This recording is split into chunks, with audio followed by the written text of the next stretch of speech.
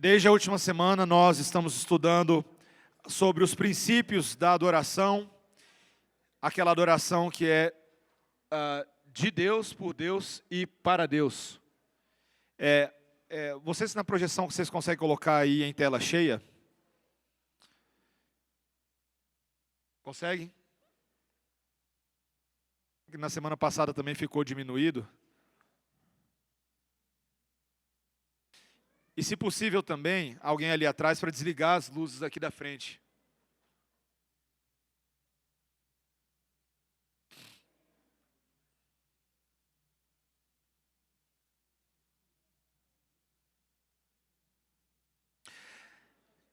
Vamos lá. Adoração, não é essa luz, não é essa, a daqui a do palco.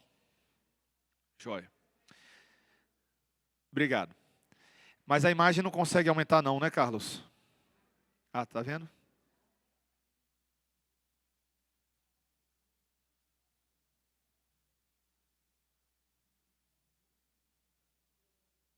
Está cortando, né? Oi?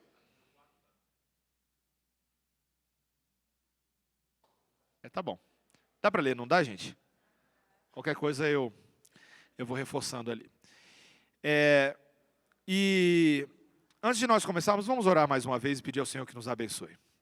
Senhor Deus, nós te agradecemos pela instrução que já tivemos nessa manhã.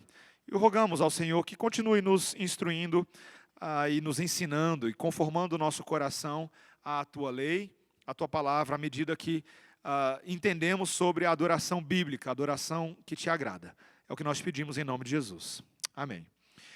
Então, quando nós pensamos sobre a adoração, na semana passada eu vou trazer um resumo daquilo que falamos por último ali, quando estávamos tratando sobre o princípio regulador do culto, de que existe um princípio nas Escrituras que é depreendido principalmente a partir ali do segundo mandamento, primeiro, segundo mandamento, de que Deus deve ser adorado da maneira como Ele mesmo institui. Ele nos criou para o louvor da sua glória, para que nós o adoremos conforme a sua vontade e conforme a sua revelação. Nós vimos vários textos na semana passada, que quando o povo de Deus ousou no passado adorá-lo de uma maneira que eles achavam que era boa, mas não havia sido prescrita pelo Senhor, que não somente isso desagradou o Senhor, como também acarretou em penalidade e condenação para o povo de Deus. Nós vimos o bezerro de ouro, aquele episódio dos sacerdotes que ofereceram fogo estranho. Então nós vimos na semana passada que Deus deseja que nós o adoremos em espírito e em verdade. Quando a pessoa vira e fala assim, o Espírito do Senhor está presente e onde o Espírito de Deus está, aí há liberdade, não é pretexto para fazer as coisas de qualquer jeito. Por quê? Porque toda adoração no Espírito é respaldada pela verdade de Deus. E toda adoração verdadeira, ela também deve ser feita de forma espiritual, com o coração sincero e na presença do Senhor. Então, quando nós começamos a falar sobre as implicações disso para o culto, nós vimos que tem ali uma distinção entre três tipos de... Quando falamos sobre o culto bíblico, temos três elementos ali. Temos os elementos, as circunstâncias e as formas. Os elementos são aqueles itens que todo culto que se diga um culto cristão deve possuir. As formas são o conteúdo desses elementos e as circunstâncias são as questões circunstanciais, como a própria palavra diz, acessórias paralelas que não necessariamente afetam a centralidade do culto, mas devem ser discutidas também. Então, resumindo algumas coisas relativas aos elementos do culto público. Um culto tem que ser teocêntrico, tá bom? O que significa isso? Ele tem que ser trinitário. Todo culto cristão é a Deus Pai, Filho e Espírito Santo, e através deste Deus. Deve ser um culto bíblico e permeado pela palavra de Deus.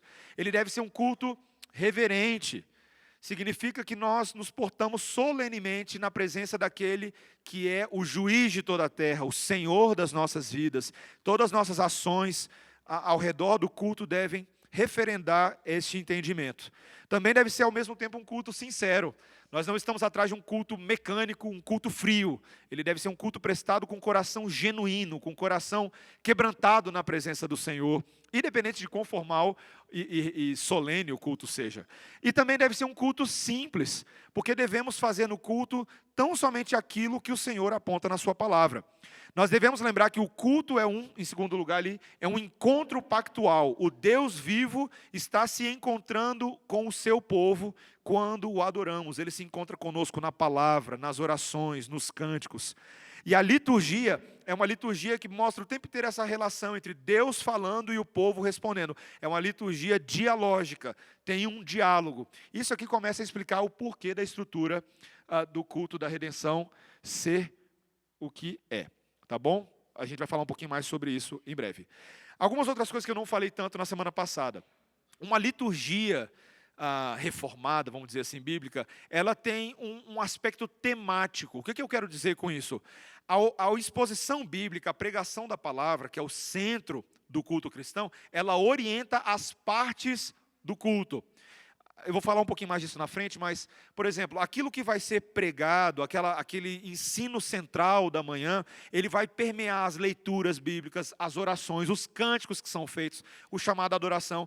Eu queria que, a partir de hoje, você começasse a fazer essa análise na liturgia que nós temos aqui na igreja. Eu não sei se você já prestou atenção, mas que desde o chamado adoração até o final do culto, cada uma das partes, das coisas que estão sendo faladas, estão conectadas com o tema que vai ser tratado, o ensino que vai ser tratado na pregação. Vocês podem ver que, por exemplo, o presbítero Charles, o presbítero Jefferson, o presbítero Cláudio, quando eles fazem orações na frente da igreja, as próprias orações que eles vão fazer já estão permeadas de certos elementos, ali as músicas que selecionamos, o repertório, e por aí vai. Eu vou falar um pouquinho mais disso logo à frente, tá bom?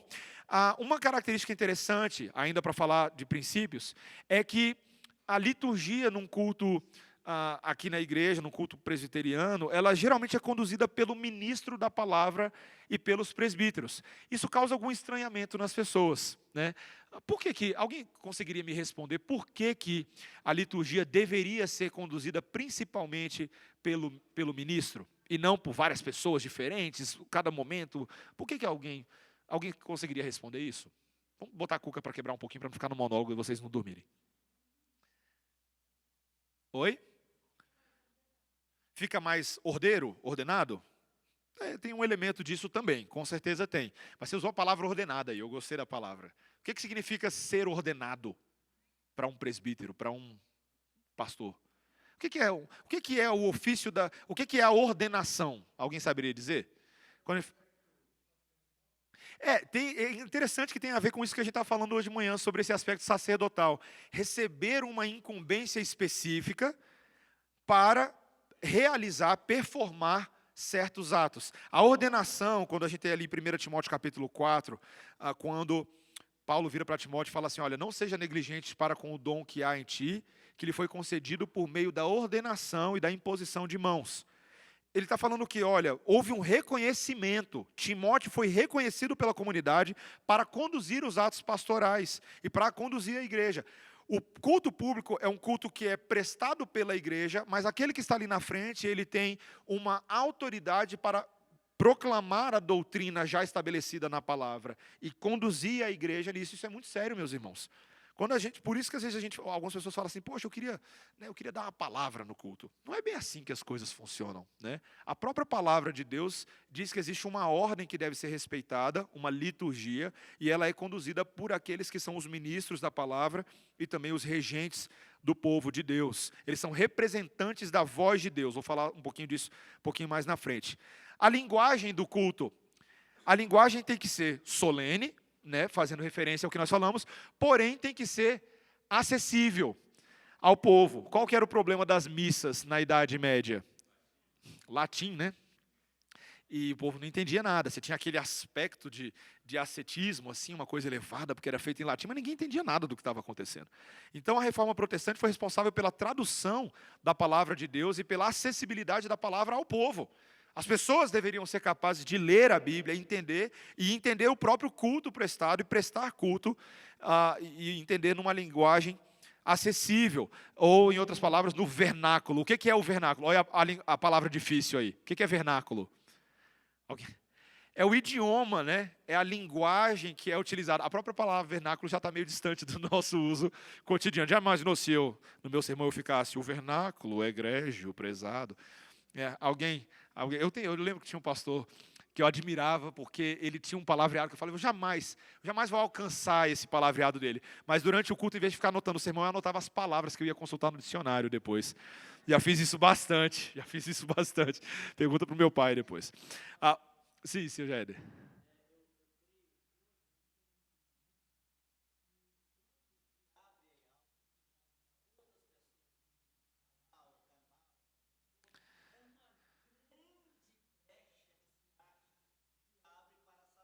Com certeza.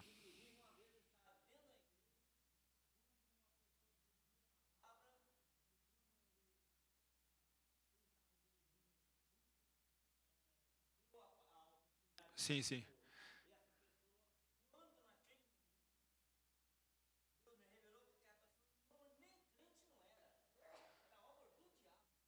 Uhum.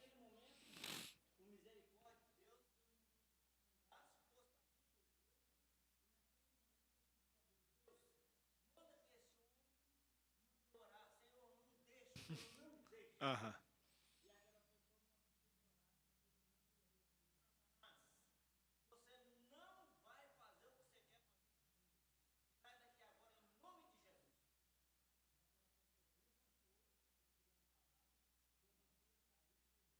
Eu passei por uma experiência semelhante que eu vi na minha primeira igreja, de uma pessoa que pediu a palavra, foi até a frente sem autorização do pastor, pediu a palavra e começou a falar um bando de asneira lá na frente, e os pastores ali não se posicionaram, os presbíteros não se posicionaram, e acabou perdeu completamente o sentido de culto, completamente, ninguém conseguia prestar atenção mais em nada, e...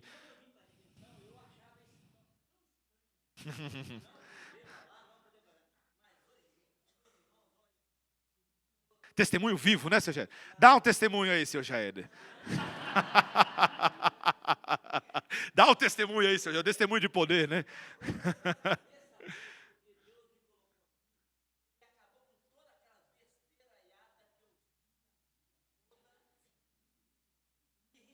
Tá certo. Amém. Tá certo. E eu vou falar desse glória a Deus já já, seu Jair. Fica tranquilo, vou chegar nele. Obrigado, seu Jair. Gente, agora entendendo de forma, vai ser um pouco panorâmica, mas para você entender como que funciona a liturgia no culto e por que nós seguimos esse modelo. Ah, a gente está resumindo aqui, queridos, todo um estudo histórico, um desenvolvimento da doutrina e teológico, passando pela Reforma Protestante, o período dos puritanos, os pais da igreja anteriores e posteriores, com relação a como um culto cristão deve acontecer mais alinhado com a palavra de Deus. Um culto bíblico, ele deve ter um chamado à adoração. O que é um chamado à adoração? É quando Deus convoca o seu povo na sua palavra. Vocês perceberam que hoje no culto eu pedi para os irmãos ficarem de pé para ouvirem a convocação do culto. Por quê? Porque era isso que acontecia. Muitas vezes o sacerdote ia diante do povo na assembleia solene, com toda a parafernália ali, com todos os aparatos, e fazia uma convocação ao culto. E o povo de Deus ouvia aquilo e respondia. Veja, Deus fala, convoca por meio de um salmo, por meio de um texto bíblico que chame o povo ao sentido do culto, e o povo responde em oração, responde em cânticos espirituais. Então, se você começar a prestar atenção, o cântico que vem logo lá no início do culto, ele já vai refletir algum aspecto daquele chamado adoração que foi feito ali, e também os aspectos do culto. Um culto cristão tem que ter leitura da palavra. Vocês já perceberam que a gente faz a leitura bíblica alternada? Já perceberam? Talvez nunca os irmãos tenham atentado a um detalhe que a maioria das leituras bíblicas alternadas, elas geralmente acontecem no testamento oposto àquele que a pregação está acontecendo. Vocês já perceberam isso? Se eu estou pregando em Neemias, às vezes vou lá ler um texto em Mateus. Se eu estou pregando em 2 Coríntios, leio um texto em Deuteronômio. Tem alguma regra para acontecer isso? Não, não tem, meus irmãos. Na verdade, há uma certa liberdade para isso. Mas por que nós escolhemos fazer dessa forma? Porque nós sempre queremos dar à igreja uma dieta de Antigo e Novo Testamento. A gente sempre quer ensinar para a igreja que o evangelho de Cristo pregado, ele é sempre uma unidade que é vista tanto no Antigo quanto no Novo Testamento. Qual foi o texto do chamado adoração, ou da leitura bíblica hoje? Alguém sabe? Foi um salmo. Sobre o que falava aquele salmo? Salmo 87, dá uma olhadinha aí. Vai lá, pode ir, vai, Salmo 87. Sobre o que, alguém me mostra e fala Você tem 7 versículos. Bate o olho e me diz sobre o que esse salmo falava. Faz aí. Exercício coletivo. Alá, presbítero Cláudio. Oi? O Gualda já deu spoiler aqui. Vou esperar o pessoal chegar lá. Alguém ali atrás. Sobre o que fala esse salmo, gente? A cidade, gente. Fala sobre a cidade santa que é amada, que ali tem gente da Filístia, gente tem os etíopes, tem esses gentios de toda tribo, língua e nação que se tornam povo de Deus e o que eles nasceram lá. Lembra que o texto fala aí? Esse povo nasceu lá. Será dito deles, eles nasceram em Sião. Gente, que salmo maravilhoso. Vocês acham que tinha alguma coisa a ver com o sermão de hoje de manhã? Eu espero que sim. Certo? Eu espero que sim. Além de leituras bíblicas, que às vezes são mais alternadas para dar um senso, uma dieta equilibrada aí de Antigo e Novo Testamento, com carboidrato, saladinha, gordura, com tudo, temos também orações públicas que são feitas, geralmente feitas pelo condutor ali, o ministro ou o presbítero, que representa a congregação diante do Senhor. Talvez os irmãos já tenham reparado que, talvez diferente de algumas outras igrejas, as nossas orações são um pouquinho mais longas, às vezes um poucão mais longas. Mas por que as orações são mais longas? Porque na oração nós estamos ensinando as pessoas a orarem, sobre várias áreas. Gente, como é que é a sua vida de oração? Você é igual, eu fui durante muitos anos, aquelas orações assim, o Senhor tu sabes, amém. Sabe aquela oração? A oração da comida, a oração antes de dormir. O que são orações? São apresentações diante do Senhor, em nome do Senhor, das causas múltiplas do povo de Deus. Súplica, adoração, confissão de pecado, gratidão, exaltar os atributos divinos, as causas do povo, missionários, a igreja local, a igreja nacional, a igreja mundial, e eu quero dizer a igreja que se espalha sobre o povo da terra, não a outra. Toda sorte de causas, as questões de saúde do povo de Deus, as questões pessoais, as aflições da alma e do corpo. Meus irmãos, quantas causas nós temos sempre que aprender a orar. Vocês sabiam que sempre que eu estou ouvindo os meus co-presbíteros orando, eu estou sempre aprendendo com a oração deles. Eles sempre estão edificando o meu coração. Quando eu termino a oração, às vezes eu falo, nossa, já foi um sermão, né? Vamos para o sermão agora. Mas eu aprendi alguma coisa. A adoração cantada. Essa eu vou falar um pouquinho agora e daqui a pouco mais um pouco. Mas a adoração cantada é aquela que fazemos com as nossas vozes, porque Deus manda o povo cantar. Presta atenção que eu vou falar agora. Presta muita atenção. Cantar não é opção na Bíblia. Cantar é mandamento. Cantai ao Senhor um cântico novo. Cantai ao Senhor todas as terras. Cantai ao Senhor todos os povos. Não é ali, se você tiver afim de cantar esse cântico que você gosta porque está dentro do seu estilo, você pode cantar. Não é assim que acontece não, gente. Cantar é mandamento do Senhor. Sabe o que me envergonha aqui na frente? Quando eu estou lá cantando a pleno pulmão, porque eu canto aqui para valer, aqui na frente. Aí eu estou vendo lá o Zé Mané lá atrás assim. Não é porque ele é visitante da igreja, não. É porque ele simplesmente não está afim. Tá assim, desce um zíper na boca dele. Que vontade de disciplinar um desse, viu? Cante, meu irmão. Hoje a gente teve essa belíssima execução da banda aqui, foi o ukulele, o cavaquinho do Matheus. Foi piada. Teve o baixo do Arthur e teve a bateria. E vocês perceberam que eles tocaram um som bem enxuto, que dava para ouvir a voz da igreja. Meu irmão, se dá para ouvir a voz, você tem que cantar 3 vezes mais forte. Porque às vezes a banda fica meio alta, a gente tem que equilibrar o som, é difícil. O pessoal da mesa vai ajustando lá, a gente tem que ajustar a dinâmica aqui. Mas o objetivo é que a voz da congregação seja ouvida. O que a gente canta? Salmos, hinos, cânticos. É para cantar só salmo? É para cantar só hino? É para cantar cântico? É para cantar, meu amigo, na proporção da salada musical que a Bíblia tem. A Bíblia é um livro diverso em gêneros literários e gêneros musicais. Você tem toda sorte de cântico. Você tem cântico para instrução, cântico didático, você tem cântico de romaria, cântico de contrição, cântico de arrependimento, você tem cântico de exaltação da obra de Cristo, você tem cântico de exaltação da Trindade, você tem cântico de majestade. Tem tudo, gente. Você tem que cantar todos os estilos que a Bíblia evoca e também devemos ter o cuidado que a Bíblia tem com as letras. Essa é uma característica das igrejas reformadas. Um zelo um pouco maior com relação ao conteúdo daquilo que a gente canta. Tem gente que vira assim para mim, quase toda semana. Pastor, tem aquela música. Pastor, aquela música. Se você soubesse a unção daquela música, pastor. Ah, pastor. Aí ele vem, ele me mostra, o pessoal me manda. Tem muita gente que manda música, manda letra, fala, manda para mim, deixa eu ouvir. Aí eu ouço e falo, pois é, né? Essa música confundiu as três pessoas da Trindade. Chamou o pai de filho, o filho de pai. Esses dias eu estava ensinando para o pessoal da música, alguns falando, gente, até depurando o nosso próprio repertório, porque de vez em quando a gente, sabe, gente, até no nosso repertório acontece de vez em quando a gente está cantando lá, a gente fala assim, eita, esse estribilho tá bem arminiano, né, rapaz? Aí você canta de novo e fala assim, eita, tá complicado cantar isso aí. Às vezes até em hinos que nós já cantamos há anos. Então, meus irmãos, eu lembro uma vez conversando com o reverendo Gustavo Vilela, a gente estava falando sobre isso, lembra, Gustavo? Sobre a necessidade da gente ver a teologia mesmo das músicas, se elas estão sendo devidamente aliancistas, pactualistas e uma série de outras coisas. Então, a gente precisa ter esse cuidado teológico com letras. Meus irmãos, não adianta, a gente não canta música só porque faz sucesso. Não adianta. Ah, mas toca na rádio, o Spotify só dá isso, no iTunes só todo mundo ouve. Não é assim que a gente escolhe música, não é por popularidade, é por centralidade da palavra e de Cristo. Lembre disso, para que você comece a cantar agora, não mais só porque porque eu gosto daquela música, do valor afetivo dela, mas pelo que ela de fato comunica em relação a Deus e a você, tá? Sim. Sim.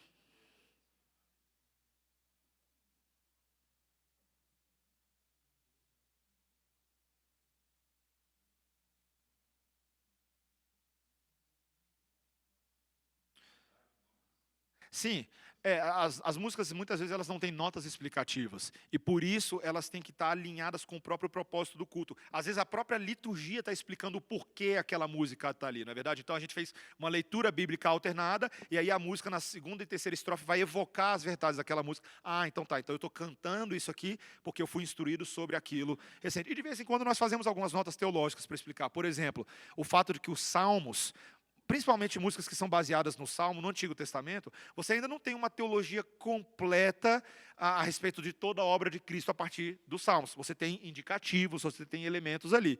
Então, o que acontece? Quando você canta um Salmo, às vezes você tem que explicar o que esse Salmo queria dizer em relação à verdade de Cristo. Explicar isso no sermão, explicar de alguma forma. Sim, Kena?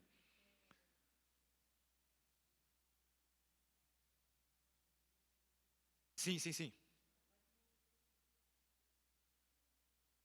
Vou falar disso já já. Vou falar de dança já já, porque você tá doida para dançar, né, Kena? Tá doida para dançar, né, Kena? Segura aí, Kena, esse sambalate aí que a gente já chega nele. Tá bom? Sambalate, sambalate. Sim, Milton.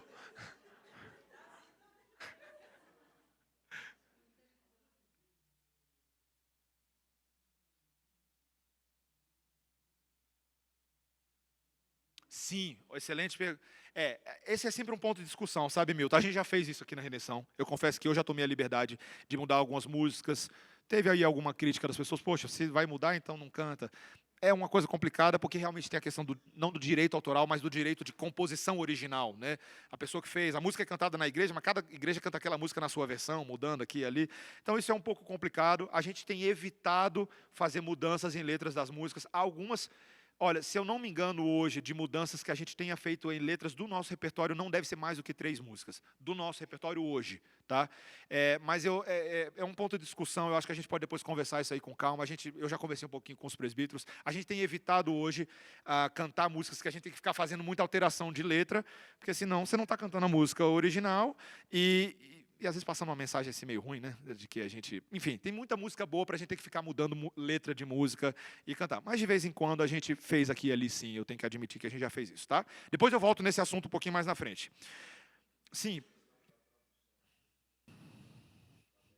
isso. A questão das traduções é outro desafio. Os irmãos já perceberam que aqui na Redenção a gente canta bastante música traduzida. Fazíamos isso lá na Semear também. Temos tentado resgatar um repertório mais diverso do passado, de outros grupos brasileiros que têm música boa também. Um comentário que eu preciso fazer. Não adianta você achar que só porque a gente canta música nova e traduzida, que quer dizer que todas as músicas que a gente cantava no passado são ruins. Isso não é verdade. Isso não poderia estar mais longe da verdade. Na verdade, a gente tem feito a opção por cantar certas músicas hoje por causa da robustez e da solidez doutrinária de outros cânticos. Alguns cânticos passados eram até bons, mas muitos deles eram muito simples, e alguns até paupérrimos na letra e na poesia, e alguns eram até meio mantra. Sabe qual que é aquele negócio? Você fica repetindo, repetindo, aí vai cantar a terceira vez, aí canta a quarta vez, aí a música leva 8 minutos cantando a mesma estrofe. Veja, meus irmãos, eu sei que tem estribilhos que nós vamos cantar por toda a eternidade, como Hosana nas alturas, tá? Mas eu quero dizer o seguinte, tem um lance meio místico desse mantra aí hoje em dia. A pessoa acha que o Espírito vai fazer o download se você cantar pela quinta ou sexta vez, entendeu?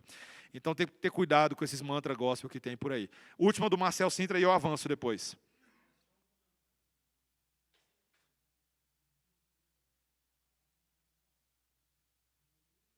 Isso, isso. Adoração cantada, adoração orada, palavra cantada, é isso mesmo. A palavra está sempre presente, mas de outras formas. Por isso que muitas das músicas que a gente tem hoje são letras mais bíblicas mesmo. Eu sei que tem muita gente estranhando que a gente está cantando salmos inteiros, né? E eu sei que às vezes é estranho, gente. Nem sempre a gente tem a melhor melodia com a melhor letra do salmo, mas estamos tentando cantar os salmos. Estamos tentando realmente não cantar. A gente tem muita música que a gente fala, vamos cantar o Salmo 96. Estava falando com a Eliane ontem. Salmo 96 dos Vencedores. Ótima música, letra. Mas é só o início do Salmo 96 ali, nem é o salmo todo. Então, assim, cantar o salmo todo, cantar porções inteiras da Bíblia, te ajuda a memorizar a Bíblia. Cantar a palavra, aprendi com o Ademar de Campos. O Ademar de Campos, uma vez que ele veio a Brasília, ele falou assim, quer cantar música boa na igreja? Canta a palavra que você não vai ter erro. Você não vai dar fora.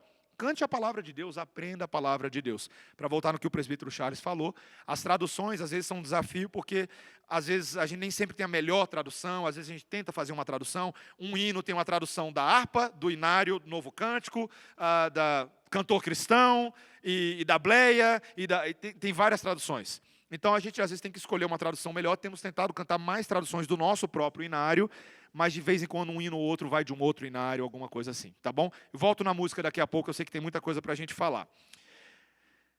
Os outros elementos, de forma muito panorâmica. O sermão, elemento central. A linha de uma igreja, nesse nosso padrão que temos aqui, é que a pregação deve ser expositiva. Eu não vou fazer uma aula hoje sobre pregação expositiva. Mas o que é essa pregação expositiva? É aquela que visa realmente expor a teologia de um texto, de uma porção da palavra de Deus. Seja ali versículo a versículo, ou olhando para a estrutura que o autor escolheu naquele texto, mas expor a verdade daquele texto. Nós não pregamos tematicamente. O que eu quero dizer com isso? A gente não escolhe um tema, não é o hábito nosso, a falar assim, vamos pregar hoje sobre família. Aí eu vou lá e escolho um texto que tem a ver com família para falar para a igreja as coisas que eu quero falar para a família. Nós entendemos que a melhor prática de pregação é aquela que a própria palavra de Deus fala por si mesma. Pastor, pregação temática é pecado, então? Não, meus irmãos. Eu já preguei tematicamente aqui na Redenção.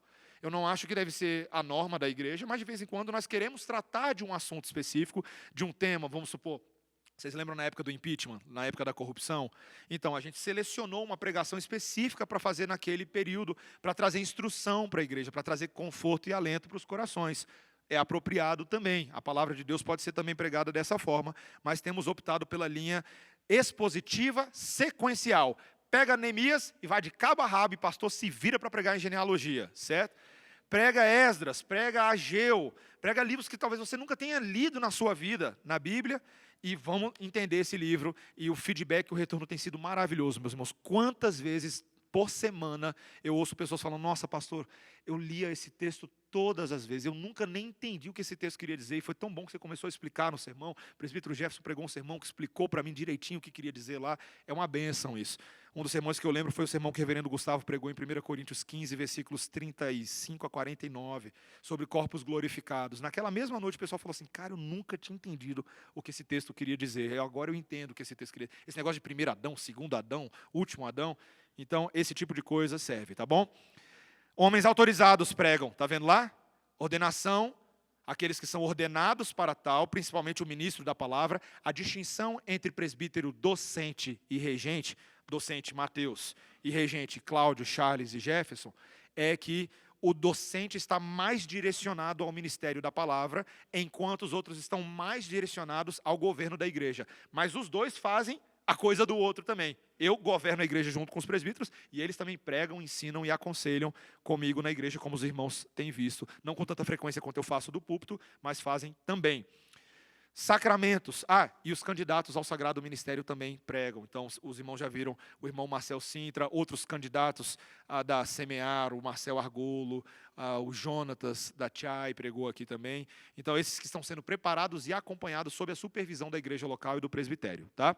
Sacramentos, como falamos, pertencem ao culto. São 2. Lembre-se sempre disso. Nós não somos a igreja católica romana. Nós não temos vários sacramentos. Nós temos 2 que o Senhor Jesus Cristo instituiu. O santo batismo e a santa ceia. Não é só a ceia que é santa não, viu, gente? O batismo é santo também. O presbítero Charles me lembrou isso de uma vez.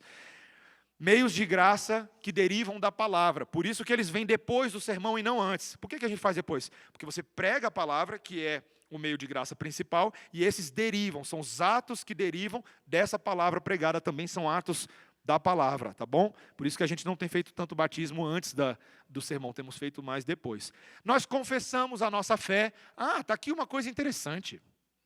Há quem ache, vou falar uma coisa legal. Há quem ache que quando a gente lê a confissão de fé de Westminster, ou algum outro credo da igreja, que a gente está inventando moda no culto. Já ouvi isso algumas vezes.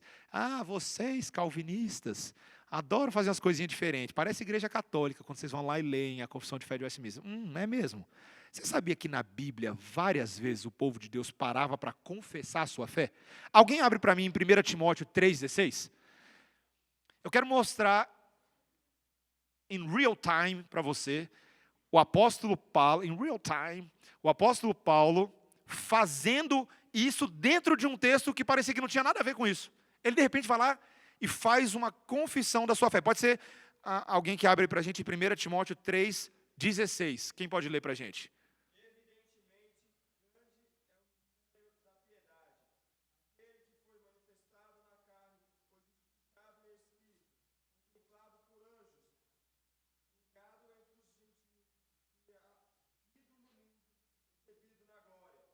E leu como uma verdadeira confissão militar de fé, né? É isso mesmo, Oséias, por isso que eu gosto de você. Paulo vinha falando de presbítero, vinha falando de diácono, vinha falando da igreja como coluna e baluarte da verdade, e de repente ele vai lá e ele exalta o Senhor de uma forma doxológica e declara a obra de Cristo. E isso aí já virou muita música evangélica, muita música cristã. O Daniel de Souza tem uma música em cima desse texto, belíssima. A gente tem que ensinar essa música aqui na igreja, viu, Cláudio? A música é muito boa, a gente tem que ensinar, ela é muito boa. E outros textos também mostram que sempre foi uma prática do povo de Deus confessar a sua fé e professar a fé publicamente. Dízimos e ofertas, tá bom? Isso faz parte sim do culto a Deus. Paulo deixa isso claro lá em 1 Coríntios 16, 1 e 2. E também a bênção final, aquele momento de bendição, de abençoar. Mas olha que interessante, gente. A bênção não é uma oração. Segundo o grande ensinamento da sua vida nessa manhã. Eu vejo muita gente, olha só, gente, aprende, hein? Eu vejo que o pessoal vai receber a bênção e faz assim, ó. Não é? Bênção não é oração. Pastor, não fecha o olho. Por quê? Porque eu não estou orando. Eu estou declarando a vocês, povo de Deus, a verdade de Deus e do favor divino. Nós estamos sendo enviados. Quando alguém está falando com você alguma coisa diretamente, você fala assim... Fecha o olho. Eu sei que a gente faz esse hábito com as nossas orações, porque é uma prática para que nós não sejamos distraídos por outras coisas. Mas onde está na Bíblia o versículo que fala que tem que fechar o olho toda oração? Você acha que toda oração na Bíblia foi feita de olho fechado? Quando Neemias e o povo de Deus estavam orando ali para proteger dos inimigos, e os inimigos estavam esperando a hora da oração. Né? Fecha o olho, miséria. Era oração, literalmente, de olho fechado e outra aberta, com a espada na mão, né? Meus irmãos, a bênção final não é uma oração. Ela é uma declaração de encorajamento e de envio. E quando eu estiver dando a bênção lá em cima, ou eu ou qualquer outro pastor, abra os olhos, olhe para frente e fale assim, é comigo mesmo. E receba isso da parte do Senhor. Outras questões dos elementos do culto público. Aqui agora vem os detalhes que todo mundo queria perguntar, esses que ainda não foram tratados. Não estava ali nas minhas notas. Tá.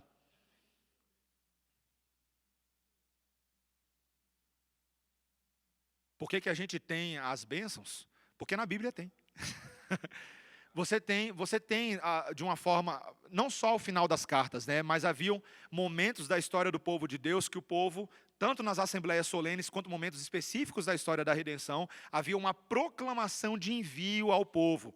Então você tem a bênção araônica em Números, você tem a bênção apostólica. Vocês perceberam que eu estou usando mais modelos de bênção, né? Vocês perceberam isso? Porque existem textos na Bíblia com esse caráter doxológico e esse caráter de envio, que podem ser utilizados como palavras que exaltam tanto a glória de Deus e enviam o povo de Deus na sua grande comissão.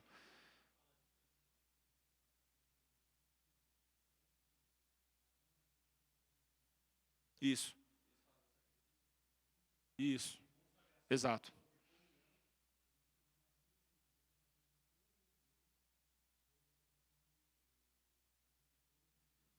Isso, exato. E tem vários outros textos. Esse é um dos primeiros, porque você tem a instituição da linhagem ali, né? Mas você tem vários outros textos que vão mostrando esse padrão da bênção, tá? Mas é só para a gente ter uma ideia, a gente não tá fazendo uma aula específica sobre isso hoje. Depois, se você quiser estudar melhor, dica de livro, Adoração Reformada, do Terry Johnson, tá joia? Adoração Reformada, do Terry Johnson. Outro livro, O que é uma Igreja Reformada, do Daniel Hyde. Esses dois livros explicam muito bem os elementos de culto. Tem outros também, tá bom? Mas esses dois livros são pequenininhos, pequenininhos, e vão trabalhar esses aspectos. Outros elementos, que parecem elementos, e a gente não sabe se é ou não é. Prelúdio e poslúdio. Isso faz parte do culto? Tem versículo na Bíblia que manda ter prelúdio e poslúdio? Não. Qual que é a função do prelúdio? Quando a gente está aqui chegando na igreja e está tocando uma música aqui, qual que é essa função dessa música? O culto já começou? Ainda não. Mas qual que é a função dessa música? Preparar você para o culto, para você não vir falando do 7-1 que o Flamengo meteu, e não sei quem, não sei o quê, aquele negócio todo, o Flamengo isso, o Flamengo aquilo. No culto não é hora do Flamengo, o culto é hora do Senhor.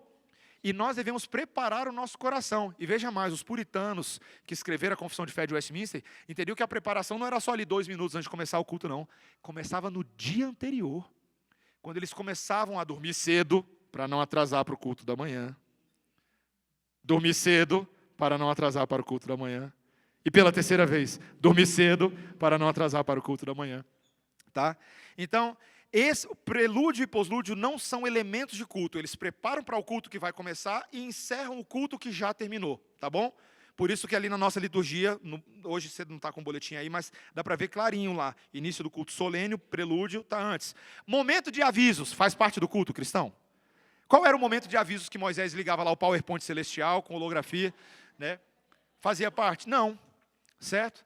Então, meus irmãos, por isso que a gente tirou o momento de aviso de dentro do culto. A gente, depois que dá a bênção, depois que o povo senta, aí a gente dá os avisos que tem que ser dados. Mas essa ideia de, antes do sermão, vamos dar os avisos. Complicado, gente. Eu já fui de igreja que tinha isso, e aí aquele negócio, né? O culto perde completamente seu propósito, que ali é a hora da brincadeira, alguma coisa assim, e não é momento para isso. Outras coisas também podem não fazer parte do culto público, que acompanham ao redor, mas não dentro do culto. Na música, uso de instrumento, pode? Tem certeza? Deve. Salmo 150. Por que vocês acham que eu estou falando sobre isso? Vocês estão percebendo uma discussão que está acontecendo aí na internet, que acompanha a questão da tal da salmodia exclusiva, que só deve cantar salmo na igreja, de que a gente não deveria usar instrumentos na igreja. Já ouviu isso antes? Difícil, né? Por quê? Porque na palavra de Deus, você não somente tem o uso desses instrumentos, mas os instrumentos não são em si o objeto final da adoração. Eles são acessórios à adoração. Outra pergunta para você. Bater palma pode? Ó, que pergunta boa, hein? Pastor, que pergunta boa. Pode bater palma, pastor? Pode ou não pode? E por que não bate palma na redenção?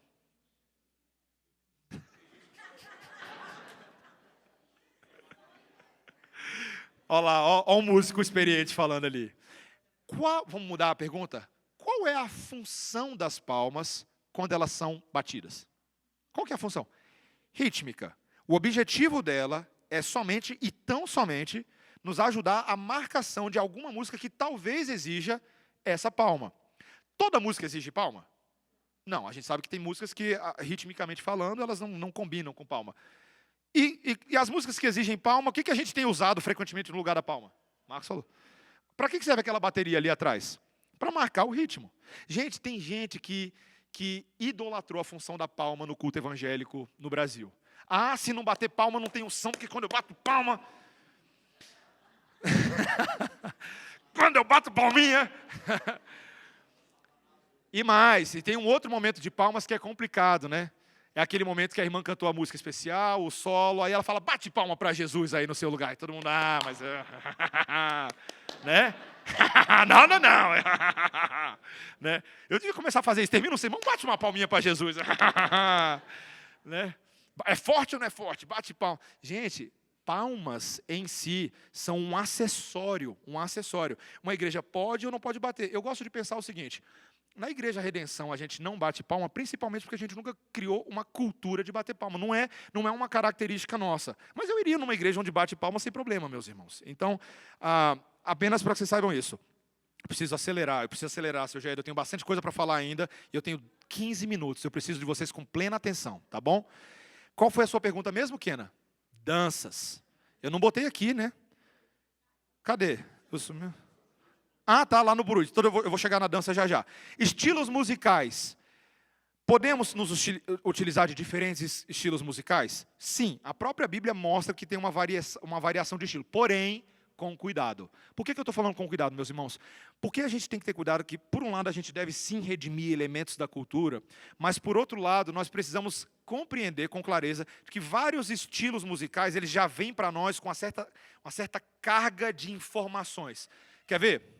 Posso dar um exemplo para você? Vamos supor que a gente fosse cantar um hino, tá? Não sei, qualquer hino. E aí o arranjo da bateria começa assim, ó. Presta atenção. Tchum, tchá, tchá, tchum, tchá, tchá, tchum, tchá, tchá, tchum, tchá, tchá. O estilo em si é só um estilo. Porém, eu e você sabemos que aquele estilo ele está amarrado a uma série de outros elementos culturais que nem sempre nos trazem um sentido de culto a Deus na sociedade. Eu vejo que as pessoas brigam por causa dessa questão de estilo musical, no mundo evangélico afora, mas às vezes falta sabedoria a elas, para entender que não é só porque a gente tem que se utilizar de estilos musicais que a gente deve usar todo e qualquer estilo musical a qualquer momento, especialmente no culto público, solene e reverente. Alguns estilos vão ser mais apropriados para esses princípios do culto, outros menos apropriados. E por isso que a gente tem tentado manter um equilíbrio aqui, às vezes varia aqui e ali, faz um arranjo, mas a gente tem que lembrar que o propósito do culto não é ter... O fim do culto não é o samba-late. O fim do culto não é tocar uma valsa. O fim do culto é Deus. E aquele estilo que melhor atender à letra que está sendo cantada, harmonicamente, melodicamente, vai ser o estilo que vai ser utilizado. Também podemos conversar outro dia. Coral na igreja, pode? Pode ou não pode? Olha lá, mais um crente, um varão israelita em que não há dolo. Quem é o principal coral de Deus? A igreja. Não é verdade? Eu sei que tem essa discussão sobre coral, mas às vezes a gente esquece que toda igreja tem coral. Toda igreja tem coral, ou deveria ter.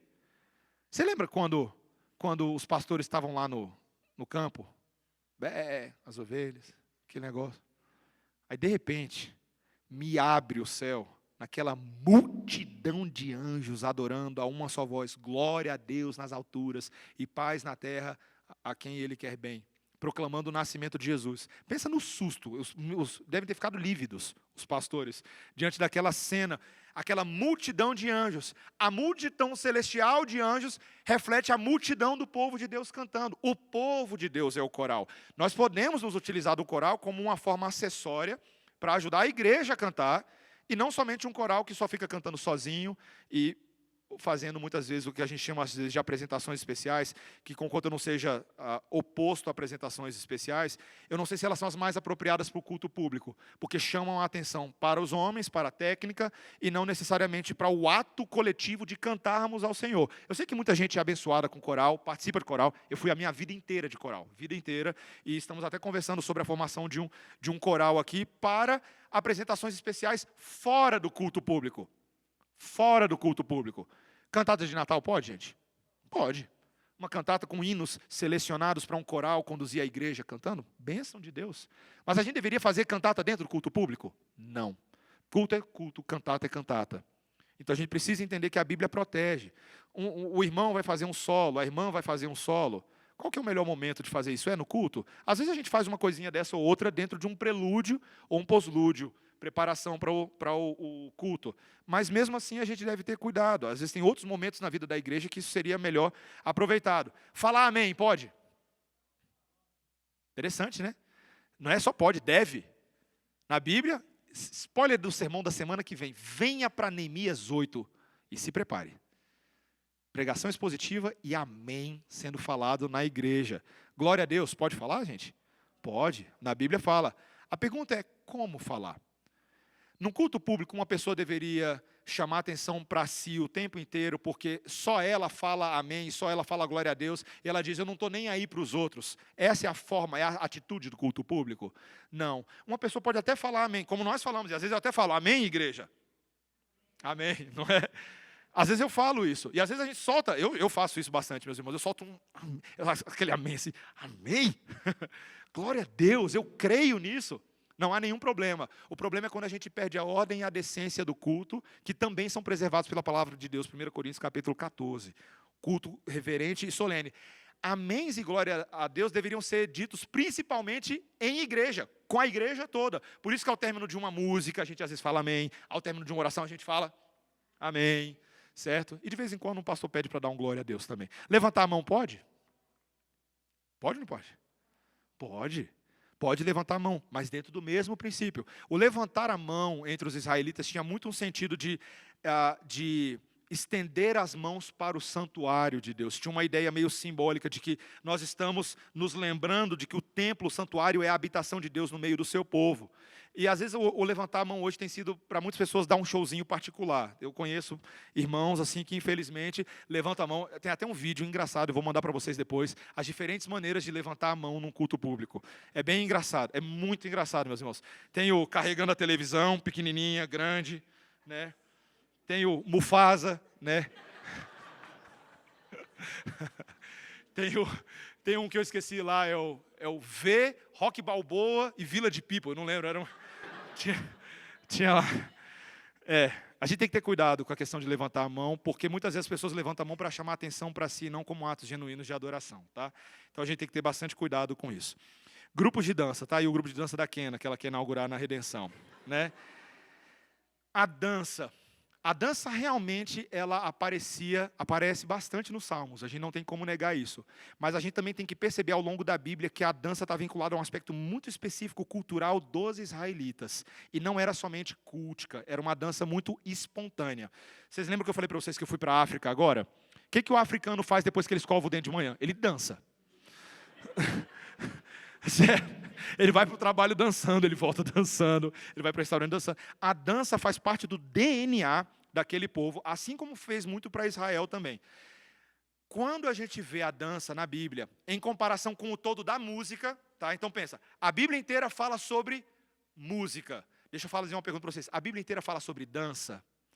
Não, a dança está muito mais localizada no aspecto cultural de Israel. Quando você vai para o Novo Testamento, você não vê o Senhor Jesus Cristo instituindo um grupo de dança com os apóstolos, uma trupe de dança, né, que eles vão dançando, caminhando, eu vou para Canaã. Mas você vê o Senhor Jesus Cristo cantando um hino logo depois que eles saíram do Monte da Oliveira. Então, o canto permeia a Bíblia inteira, a dança não. Então, o entendimento que as igrejas reformadas têm tido é que a dança está ali relacionada a um aspecto cultural de Israel e não mandatória nem no Antigo nem no Novo Testamento. Por mais que para Israel, naquele contexto, a dança fosse bastante aceitável. Então, por exemplo, num contexto africano hoje, quando eu chego lá e eles cantam dançando nos seus lugares, eu não tenho nenhum problema com isso. Nenhum problema. Particularmente, é uma questão minha, Mateus, tá? Não estou falando em nome da denominação, em nome do conselho, estou falando para mim. É uma questão, era feita de forma muito respeitosa, muito tranquila, muito natural para eles. O corpo deles balança sem fazer força, certo? Quando você diz assim, não, temos que instituir um grupo de dança litúrgica que acompanha, aí já é outra história. Você está dizendo que a dança agora é um elemento prescrito de culto que tem que acompanhar a música que está sendo lá na frente. E essa dança ela é bem complicada por uma série de fatores.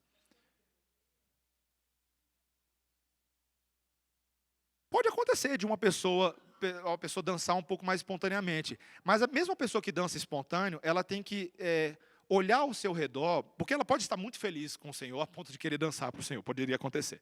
Mas ela precisa entender que ela adora não sozinha na igreja, né? Ela adora como igreja. E como igreja, ela leva em consideração também a maneira como a igreja se porta. Eu digo para você aqui agora, quando eu cheguei lá na África e o pessoal estava dançando, eu comecei a balançar. Aconteceu comigo. Eu falei, o que está acontecendo comigo? Né? Porque aquela igreja como um todo, muito naturalmente, batia palma e dançava, então eu estava junto com eles. Seria até um pouco ofensivo naquele caso se eu tivesse, não vou dançar de jeito nenhum. Porque eu não estava levando em consideração, talvez, tudo bem, eu poderia não dançar, não é obrigatório dançar. Mas eu também mostro amor pelos meus irmãos quando eu levo em consideração a forma da igreja. Mas a dança não é prescrita para o culto público. Esse é o ponto que a gente tem que entender. Não é prescrita nem individualmente e nem lá na frente, muito menos lá na frente, dança litúrgica. Ah, pastor, significa que não tem espaço nenhum na vida de um crente para admirar a dança? Não é isso que eu estou falando. Eu sei que a gente tem dificuldade com esse aspecto da cultura, o aspecto da dança, por uma série de coisas no Brasil, ela é muito sensualizada, sexualizada. Toda dança é sexual? Não é verdade também. Então eu acho que a gente tem que discutir a arte em outros momentos da vida da igreja. Tá? Botei também ali o teatro. Tem que ter grupo de teatro no culto público, gente? Não tem. Agora, se você tivesse um grupo de teatro, de irmãos na igreja que discutem essa arte, que se encontram para assistir teatro, que praticam teatro, como crentes orgânicos espalhados na face da terra, isso seria um pecado? Não, provavelmente não, tá? Pintura no culto tem que ter? Também não tem que ter, não é prescrito. Tudo por isso que eu coloquei no culto público. Esse é o ponto de discussão ali, tá bom? Alguém levantou a mão ali atrás? Sim, Charles, presbítero.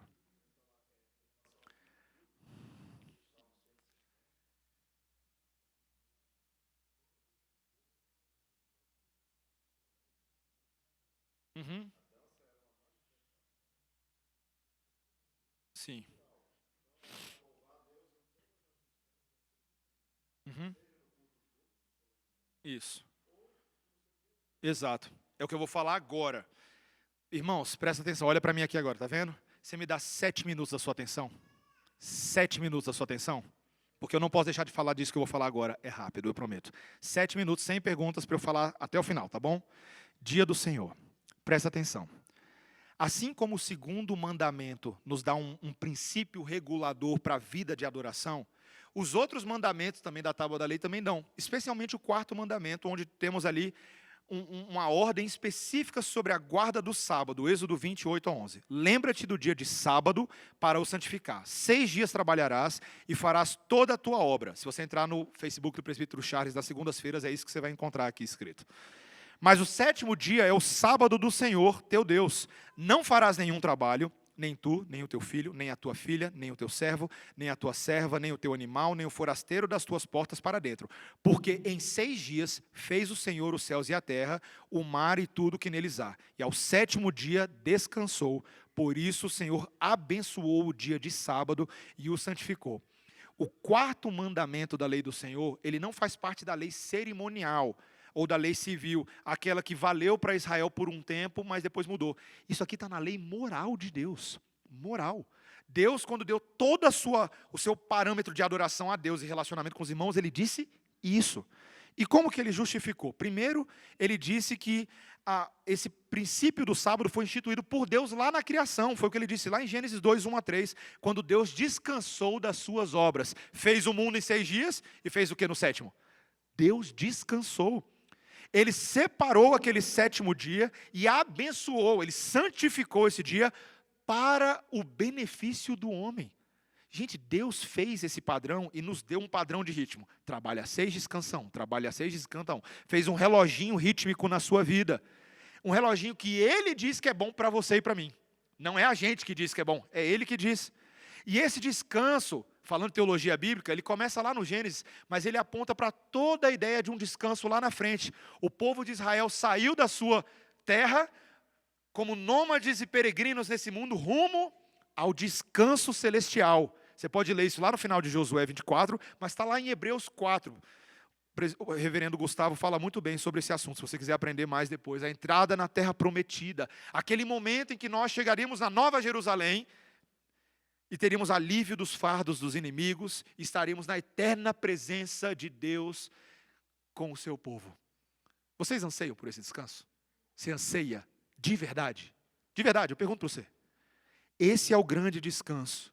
O dia do Senhor aponta para esse descanso. Ele é um dia que é dedicado agora à adoração corporativa, familiar, individual, e de que descansamos nesse momento no Senhor e descansaremos por toda a eternidade. Mas por que no domingo hoje e não no sábado? Porque houve uma mudança na própria Bíblia. Os crentes passaram a adorar o Senhor no domingo por causa da ressurreição de Cristo. Até o sábado era ali o último dia da semana, né? Mas o domingo passou a ser o primeiro dia da semana, o dia da ressurreição. A semana não começa na segunda, começa no domingo. Olha a mudança na sua perspectiva de culto aí. Quando você está cultuando a Deus, você não está terminando a semana que passou. Você está começando a semana que vem. Reabastecendo o combustível espiritual, o gás e bora! Quando recebe a bênção, vai! É desse jeito.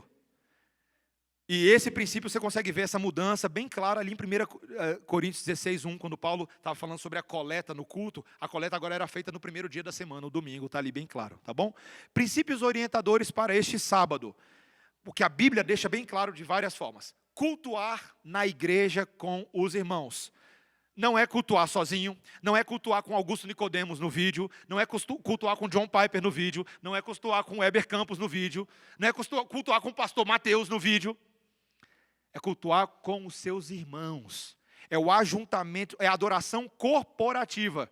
Ah, não é inventar também a alternativa para a igreja, a alternativa desigrejada, tá? Não, é que eu sou a minha igreja, eu mesmo, eu comigo e eu aqui. Não é assim, tá? Pergunta, por que 2 cultos? 2 cultos. Pastor, por que eu tenho que vir 2 cultos para a igreja? Sério mesmo, pastor, 2 cultos. Começar o dia e terminar o dia. Lá nas adorações do povo de Israel, Deus havia instituído os sacrifícios do início da manhã e os sacrifícios do fim do dia. Por quê? Porque Ele queria que o povo de Israel entendesse que esse dia inteiro está envelopado pela adoração. Tudo que está ali no meio é adoração. E Deus instituiu isso. Por mais que isso não seja uma prescrição no Novo Testamento, as igrejas protestantes entenderam esse princípio e durante muitos anos têm feito 2 cultos. Não são todas as igrejas que têm 2 cultos. Ah, pastor, se eu não for nos 2 cultos, eu vou perder a salvação? Não, você não vai perder a salvação. Mas se uma igreja tem 2 cultos e você fez um voto de membresia de que participaria regularmente das atividades da igreja por livre e espontânea vontade sua, porque ninguém botou uma arma na sua cabeça, você deveria participar de 2 cultos.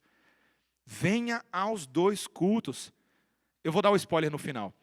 Descansar no Senhor é a função desse dia. Descansar mente, coração e corpo. Descansar na palavra, descansar cantando, descansar orando, descansar ouvindo sermão de manhã e de noite.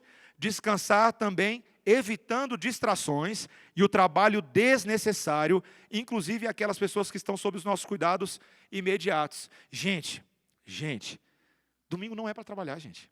Não é. Eu prometo para vocês, Deus falou. Não é para trabalhar. É para descansar das atividades do mundo para se dedicar aos atos mais de adoração, mais específicos. Mas veja que a nossa confissão e também o nosso manual diz que é o trabalho desnecessário. É possível evitar todo e qualquer trabalho no domingo? Me dá um exemplo de um trabalho de uma pessoa que não tem como evitar trabalho no domingo. O pastor, isso. Ah, não, você falou pastor. Quem mais? Médicos? Médicos de plantão? Que outros ofícios da sociedade? Bombeiros? Polícia? Que mais? O cara da SEB. E se o cara da SEB pegar plantão total no domingo? A gente fica na escuridão, né? A igreja aí, a luz. Quem é que está segurando a nossa luz aí em cima? O entregador de pizza. A gente vai ter que discutir se alguns ofícios são realmente imprescindíveis ao domingo e outros poderiam ser mais alternativos. Mas muitas vezes também é aquele trabalho, não que a pessoa tem que fazer porque a sociedade precisa, mas porque ela precisa. Tem gente que infelizmente cai em escalas de domingo. Nosso irmão Rodrigo Brito não está aqui hoje, né? Por quê? Porque ele está lá na UNB agora, porque ele tem uma escala como bibliotecário que ele não tem como correr. Já implorou, já orou, já fez jejum, ainda não mudou. Certo? Mas muitas vezes isso acontece. Pessoas que precisam de mais de um emprego. Então existe uma zona de misericórdia aí, meus irmãos. Uma zona de misericórdia. Esse dia deveria ser dedicado a engajarmos em atividades espirituais. O que a Bíblia mostra que o povo de Deus geralmente faz nesse dia? Tem comunhão fraterna e familiar. Comunhão com a família, gente. Com a família tanto biológica, quanto com a família da fé. Pensa num dia bom para fazer um almoço de família ao domingo. Não é verdade? Estar com seus irmãos, ter conversas edificantes. Presta atenção na palavra edificante, meu irmão. redirecione um pouco as conversas desse dia para que os temas sejam os temas mais relacionados às questões do reino. Eu sei que a gente conversa muita coisa no dia a dia, mas por que não conversar sobre o que a gente aprendeu no sermão hoje de manhã? O que você aprendeu no sermão hoje de manhã? Me diz uma coisa que você aprendeu no sermão de manhã. Deus é o Deus da cidade. Você promete para mim agora que você vai falar disso no almoço? Ok, primeiro pacto feito. Você pode conversar sobre o que foi falado na escola dominical. Você pode conversar sobre o livro que você está lendo. Olha, leituras devocionais, livros, são perfeitas para esse domingo. Vai tirar o atraso daquele livro teológico que você estava lendo. As Institutas de Calvino, mata no domingo. Certo? Os 4 volumes num domingo. Dia para você se juntar com seus irmãos para orar e os cânticos. Jovens, me respondam, o que aconteceu com o Dominguinhos? Morreu? Fala a Deus. Quem falou? O que aconteceu? Por que vai voltar? Porque Deus deu cozinha para essa igreja. Cadê aquela resenha de domingo à tarde? A gente espalha uns colchões ali atrás, vai ficar parecendo um bando de mendigo. Mas eu amava, as poucas vezes que eu participei com vocês, eu fui profundamente edificado. As conversas eram santas, a comunhão era boa, as brincadeiras eram todas feitas, voltadas para aquele propósito ali da tarde. É um dia de obras de misericórdia, principalmente eu diria obras de misericórdia. Descansar trabalhando para o Senhor, fazendo visitações aos enfermos, auxílios aos irmãos necessitados, aquele aconselhamento bíblico que está pendente, às vezes você pode fazer ele um pouquinho antes ali do horário do culto, chamar aquele irmão que está passando por dificuldade, chega um pouquinho antes do culto, vai fazer. E a reunião de oração, antes do culto da noite? Participemos da reunião de oração que tem hoje à noite. Obras de misericórdia. Perguntinha para não deixar de falar. E a questão de recreação, hein? Esse geralmente é o ponto de confusão quando a gente conversa aqui na igreja. Pastor, na confissão de fé de Westminster, diz que a gente não pode recrear no domingo. Alguém define para mim o que é recreação? Como é que você define recreação? Vou falar uma coisinha feia. Talvez essa seja a minha única palavrinha de rixa com a confissão de fé de Westminster, não porque seja uma rixa, mas porque me parece que ela tinha uma compreensão naquele dia dos puritanos que mudou hoje um pouquinho. O que é recreação? Qualquer coisa pode ser recreação, certo? Se o pastor começar a fazer isso aqui, é recreação? Eu posso ou não posso fazer isso no dia do Senhor? Você entendeu? O cuidado que a gente tem que ter, às vezes, a gente não entrar num legalismo, dizer, isso é recreação, isso não é recreação. Se os irmãos, por exemplo, eu tinha o hábito de chamar o pessoal lá para casa para assistir televisão no domingo à noite, depois do culto. Tem tempo que eu não faço isso, mas fazia isso. Aí o pessoal, poxa, pastor, você vai assistir jogo no dia? O problema é que a gente nunca assistiu o jogo. A televisão era só o pretexto, a gente ficava na mesa, todo mundo conversando, comendo pizza e batendo papo sobre as coisas espirituais. Então, assim, meus irmãos, a gente tem que ter um pouco de cuidado quando a gente vai conversar esse assunto, para a gente não falar, tá ligando a televisão no domingo, Deus vai pesar a mão. O jogo do Flamengo. Veja, por mais que eu acho que a gente deva, sim, evitar no dia do Senhor distrações desnecessárias, cuidado com o julgamento dos seus irmãos. Tenha para si certas coisas na sua cabeça e não imponha muitas regras sobre o seu irmão para que também não abstraia muitas brigas. Última coisa, um pouquinho, porque eu já estourei muito meu tempo. Última coisa, meus irmãos. O ponto do dia do Senhor principal não é você somente enxergar como uma lei fria. Pelo contrário, o dia do Senhor tem que ser visto com, qual é a palavra ali? Prazer. É que ficou difícil de ler. Prazer. E não como fardo. Meus irmãos, aonde que é fardo ir para a igreja 2 vezes por domingo? Aonde? Você está na presença do Senhor? Na presença dos seus irmãos? O povo que você mais ama na face da terra? Cantando, louvando, com o coração aberto. Você queria estar em outro lugar? Eu sei que a sua cama é atrativa. Eu sei que está fazendo frio, mas eu te pergunto, você queria estar em outro lugar? Você sabe o que te aguarda na eternidade? Você realmente entende que nós aqui agora temos no domingo de manhã e à noite um pedacinho do céu, meus irmãos? Uma alegria que transcende as dores e preocupações desse mundo. Quantas vezes, meus irmãos, quantas vezes você já chegou no domingo preocupado, cansado, desanimado, chateado que você não queria estar na igreja cedo, e aí alguma coisa foi falada, ou cantada, ou uma oração foi feita, e o seu coração foi, reaquecido. Esse é o combustível do Senhor. Seu carro não vai andar sem combustível. E não adianta orar, você precisa do combustível, você precisa dos meios de graça, e você precisa adorar a Deus, porque você foi criado para isso. Você foi criado para isso. Abrace o dia do Senhor. E detalhe, uma coisa que eu não falei. A escola dominical deu uma esvaziada depois do culto, né? Vocês perceberam? Por que a escola dominical esvazia depois do culto? Por que acontece isso? Porque a pessoa fala, já deu minha cota do dia do Senhor. Já deu. Vou para casa dormir, estou atrás, tenho que fazer aquele almoço, vou receber família. Aí sabe o que acontece? Nós perdemos a oportunidade de criar prazer nesse dia e instrução. Quantos que você sabe que deveriam estar ouvindo esse assunto aqui agora e não estão aqui? Quantos que você sabe? Não é verdade? Meus irmãos, sejamos diligentes, inclusive com a escola dominical. Participe dela, mesmo quando o pastor estoura muito o tempo. Participe um pouquinho, seja paciente. Eu tenho certeza que você não vai perder a bênção. Você vai ganhar a bênção. A bênção de ouvir a voz de Deus, inclusive por instruções assim. Amém? Última pergunta, Marcos.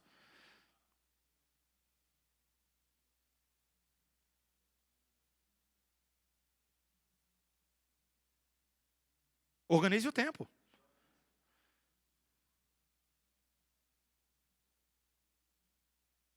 Uhum.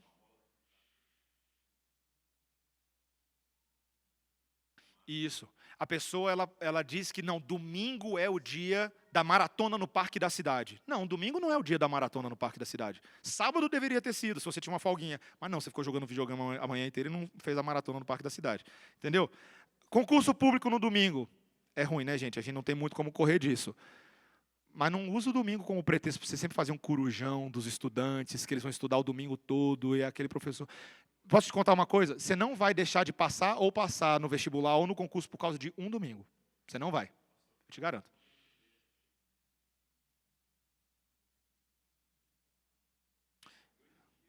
A gente perdeu, né? Os adventistas ganharam esse direito de não fazer a prova no sábado e poder fazer no outro dia por lei. Por lei. Então a gente não tem tido muito zelo com o dia do Senhor e precisamos resgatar, em primeiro lugar, aqui dentro, o nosso zelo com o dia do Senhor, a programação do nosso tempo, fazer coisas no sábado antecipadamente para não deixar tudo para o domingo, inclusive até preparar comida, viu, gente? Até preparar comida, para você não falar, eu não fui no culto de manhã porque eu ia receber toda aquela família, fiz um churrascão para eles, mas Deus me entende, aí você faz disso um hábito. Cuidado, cuidado. Você tem um dever de adorar o Senhor com seus irmãos, amém? Eu sei que é um pouquinho duro ouvir essas coisas que a gente está ouvindo hoje de manhã, né? Mas o prazer, não fardo apenas, prazer, não fardo, amém? Vamos orar e ser despedidos. Senhor, obrigado, porque neste dia do Senhor, neste horário que já avança para dentro do almoço, estamos aprendendo sobre a alegria de descansar em Ti, de adorar o Senhor em espírito, em verdade, e de ter as nossas vidas conformadas à Tua lei. Senhor, isso certamente vale para mim, tanto quanto para os meus irmãos. Ajuda-nos, Senhor, gera em nós a semente da adoração, para que adoremos com toda alegria e diligência e levemos outros a olhar também os inúmeros benefícios dessas práticas obedientes ao Senhor, em nome de Jesus. Amém. Nos vemos mais tarde. Se puder, venha para a reunião. Compromisso. Venha para a reunião de oração hoje às 6 horas, 6h10. Venha para a reunião de oração às 6h10.